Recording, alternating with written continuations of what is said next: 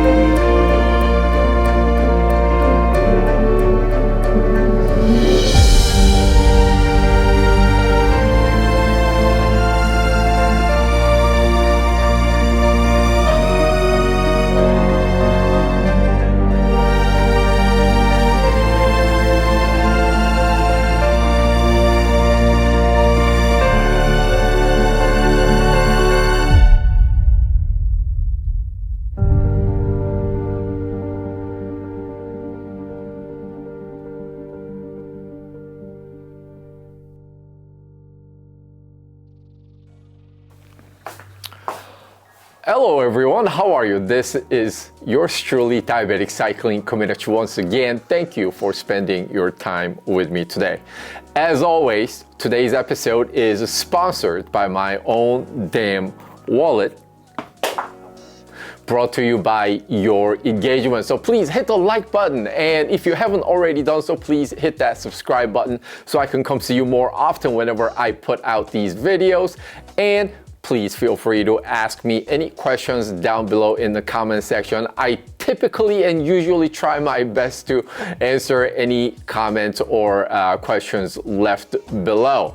As always, today I'm not showing you a press demo bike that is loaned to me for just a couple of short rides that I would have to return.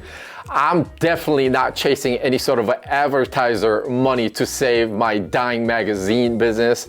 I don't own a bike shop with an agenda to sell you anything. I definitely don't want to be some kind of a social media douchey influencer trying to shove something down your throat. So over the last dozen years or so, I've had the pleasure of owning and riding the absolute shit out of the bikes that I've owned, which I'll list right here. So whatever that I share with you in this episode, basically based on the years of my own experience that I've collected and gathered by riding the bikes that I've owned all these years. Some of you may be wondering why I'm showing you the bike the way it looks. Typically I might wipe a bike down or whatever before I shoot that little opening clip, but with this bike I thought it actually might suit better by presenting it in its natural habitat with its battle-worn dirt and the scars and whatever else. To come clean, I didn't and still don't know too much about this company called the State Bicycle Company. I seem to recall maybe seeing some bikes from them that are like the fixie type of a bike or single speed bikes. So that's pretty much what I sort of knew when I bought this frame set, as well as that's pretty much all I know even today. I seem to recall they were based in Arizona, and that's about the extent of what I know. Looking at their website, they do have a pretty comprehensive offering of road bikes and the gravel bikes and the sort of a fixed single gear bikes, chill bikes, which is what they call, looks to me like a beach cruiser kind of bikes, and also the all-road classification, which one of their models is being shown to you today. Now, unlike tier 1 brands, however, their pricing seems somewhat more reasonable and a little bit more attainable, if you ask me.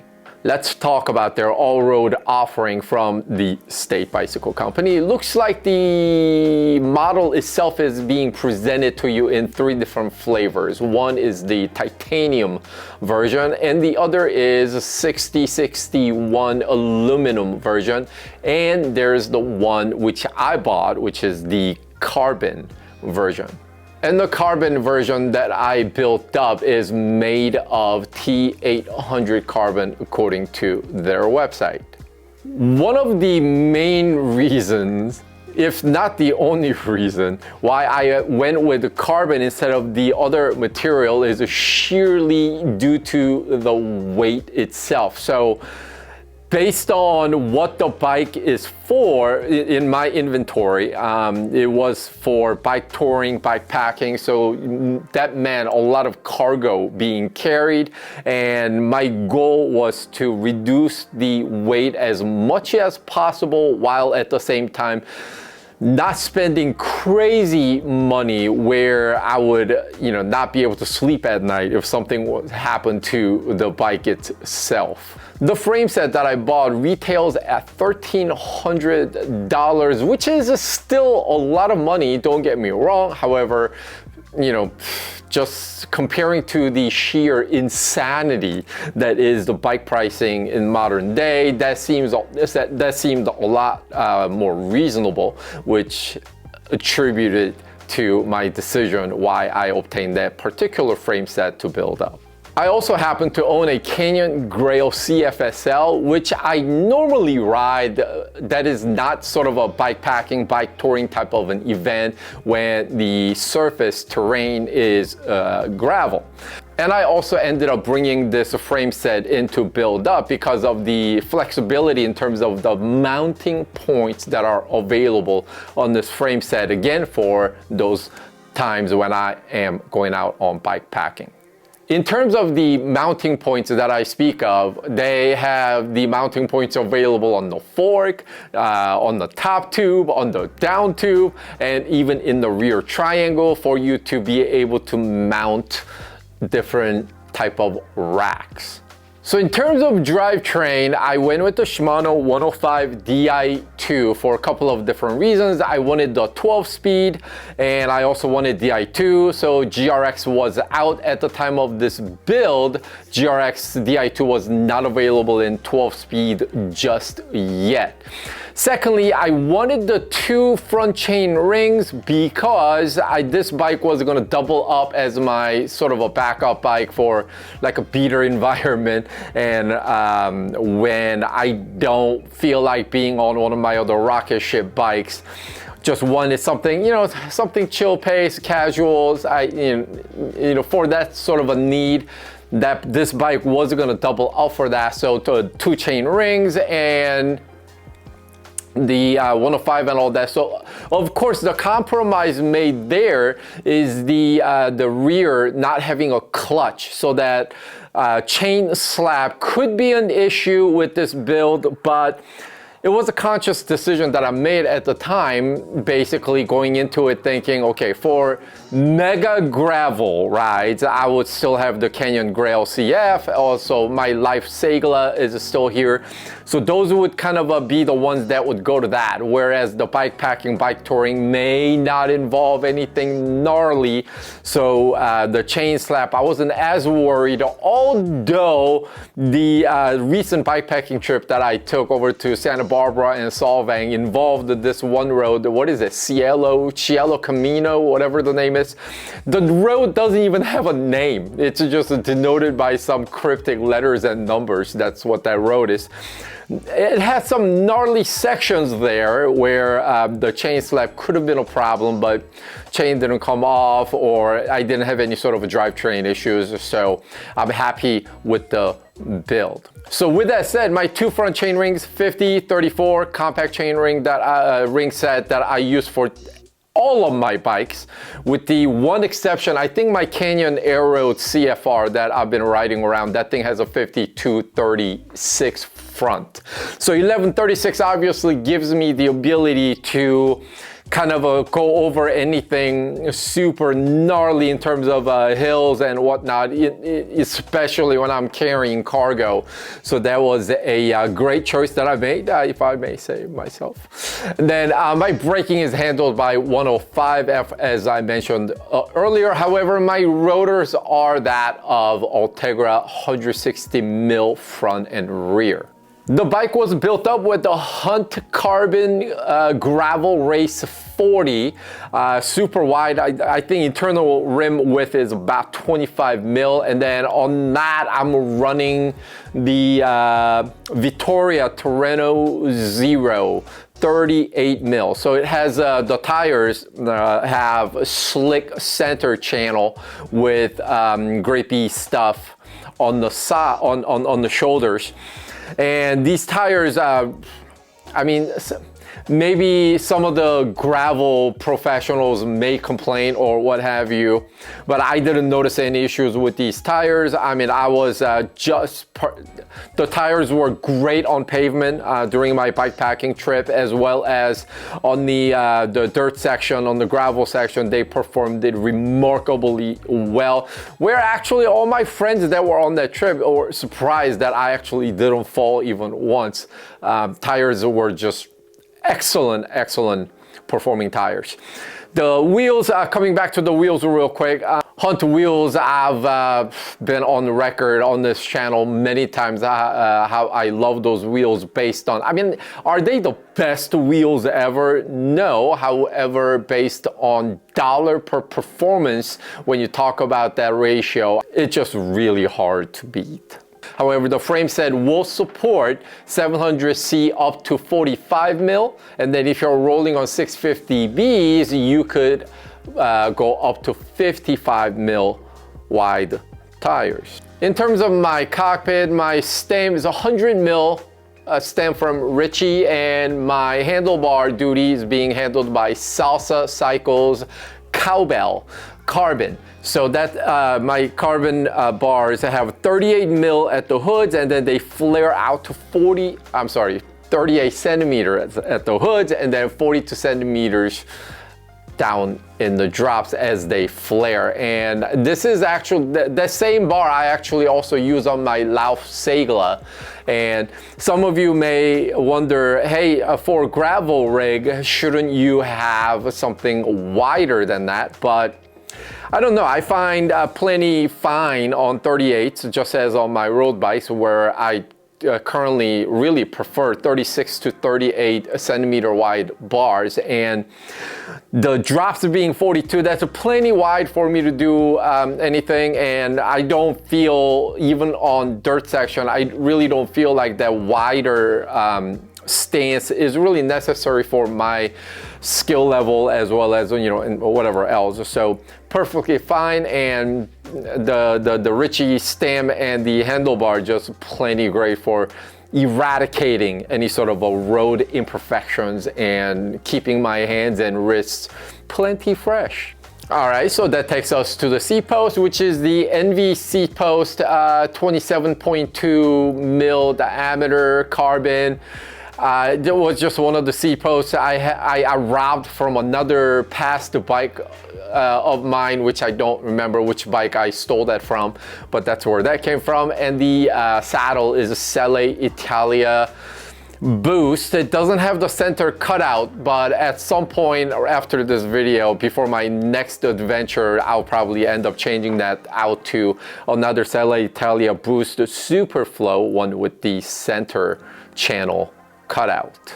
And then my pedals are Shimano M520. These, I think, aren't they like $45 or something?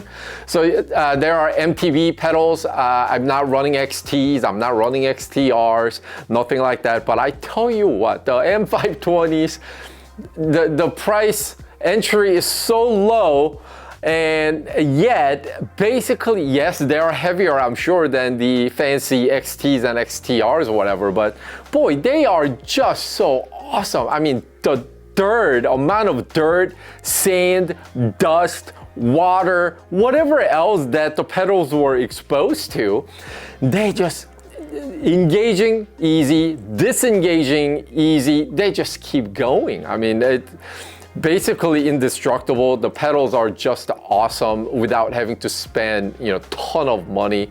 Love the pedals that I'm running on. And then throughout this video, every time I show the bike, you're gonna see the bike equipped with the tail fin rack, which I installed to carry the pannier bags, also from Tailfin. And throughout this particular bike packing trip, I carried 2 pannier bags on the both sides, and my drone and something else, my flip-flops on the top portion of the rack. In addition, you would also notice my frame bag, which I'm using the one from Ortlieb. It's not the full triangle bag, it's only the top portion of the triangle.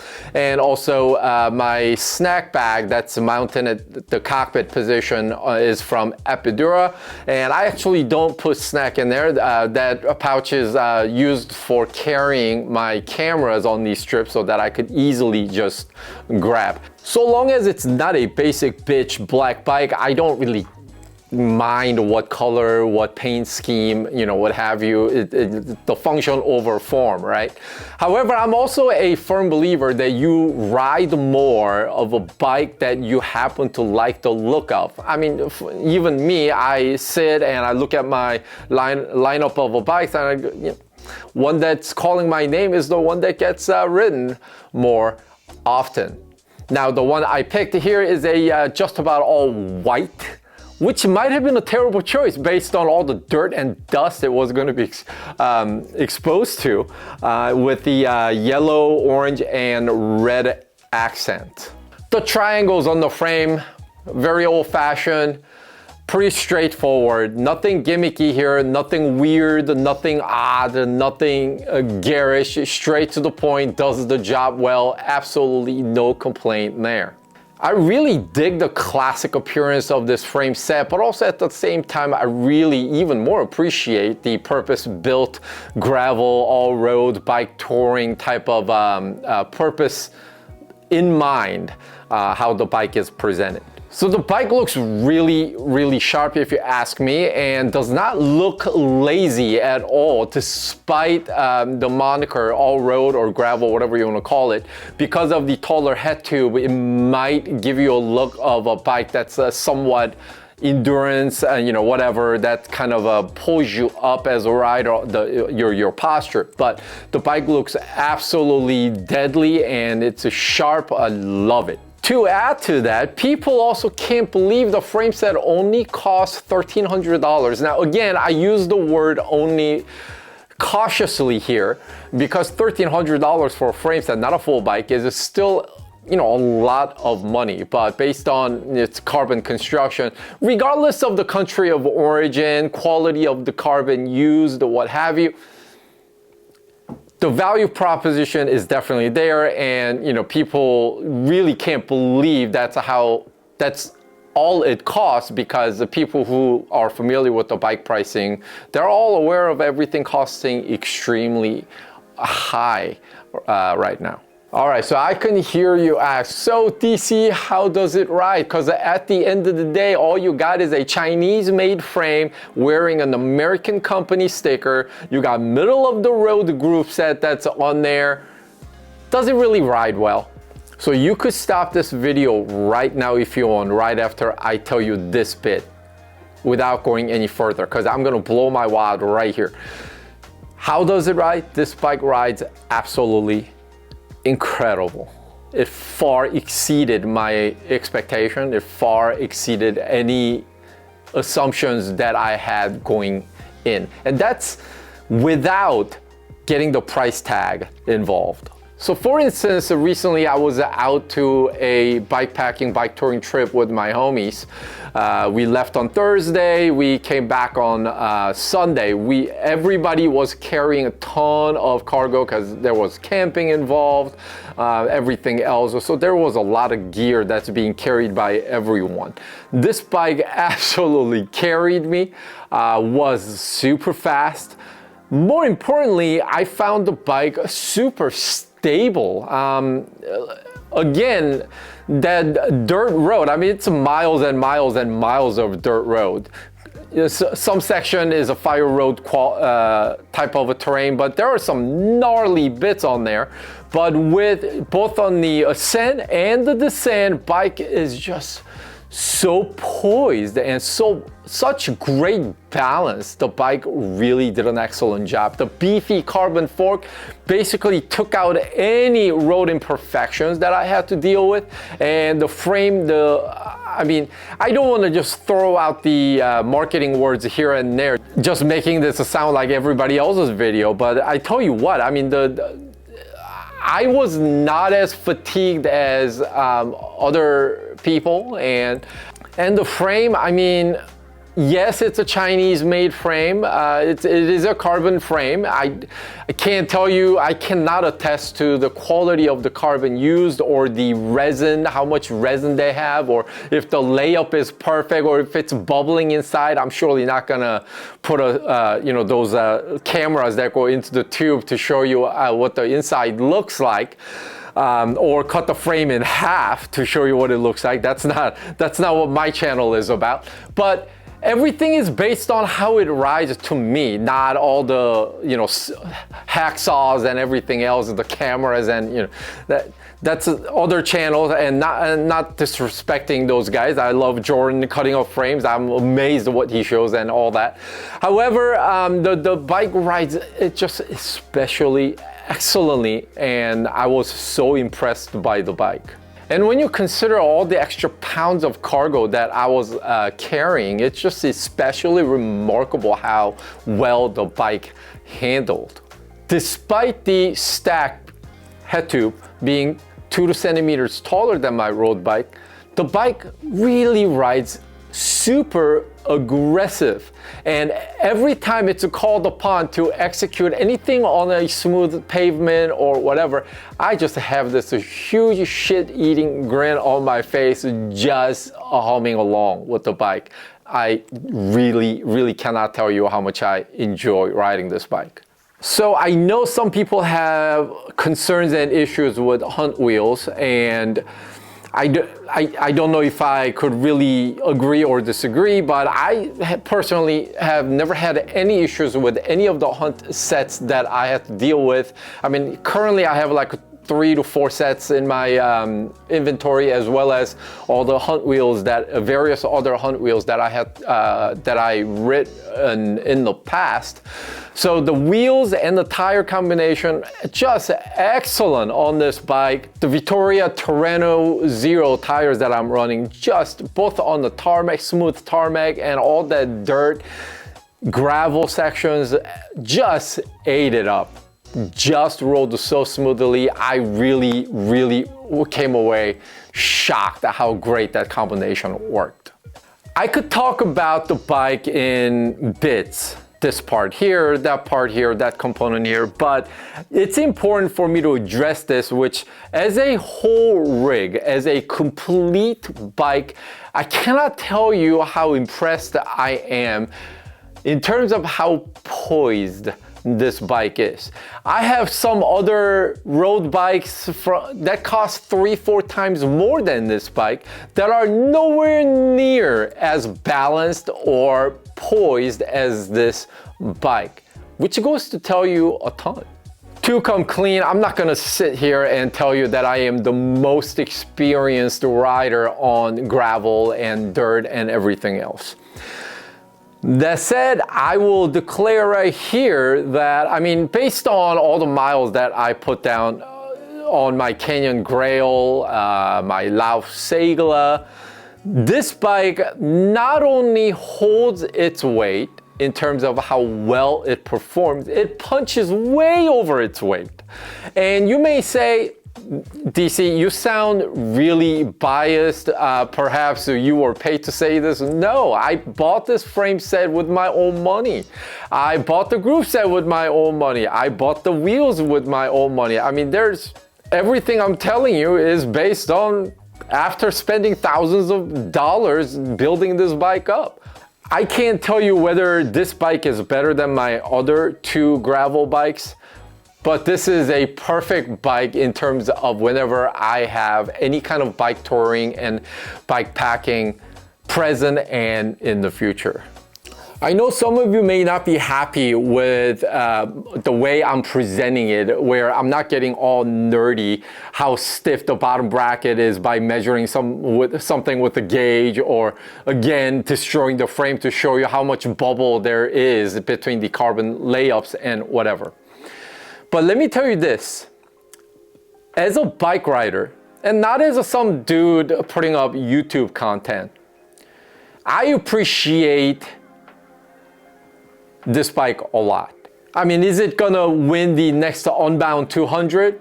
Maybe it's possible under a proper rider, but when you are inundated with gravel bikes that could cost $13,000 and just a sea of selections that's out there, this bike really hits the spot. And if you need a bike that you could just go out with your friends on, for a weekend trip, and you have to carry some stuff and you don't know what the terrain's gonna look like, trust me, you could do a lot worse than going with this bike. There's nothing that I hate about the bike. However, let me just share with you my experience just so that you are aware. Again, me being transparent. So when I ordered the frame set, there was an option for me to order a set of titanium bolts. So I ordered the titanium bolts along with the frame set. When the product got delivered, I noticed the bolts were not included. So I contacted the customer service. Again, what's great, at least, is the customer service folks are Americans working in, Arizona office of theirs. So there's no communication problem, which is great. So they said they will send me, they apologized, and they would send me the missing bolts. A week went by, the package came, I opened, and they did send me titanium bolts, all right, but only 4 of them instead of the full set, which I think they do 25 bolts if you order the titanium bolt set. So only 4 bolts came. At that time, I just said, you know what, I'm not going to bother. Let's just go with what we have. So there appears to be issue with the fulfillment side of things, but I'm not going to really hold that against them at this time. It's made in the Far East. It wears a company name that you may not be familiar with, not a household name.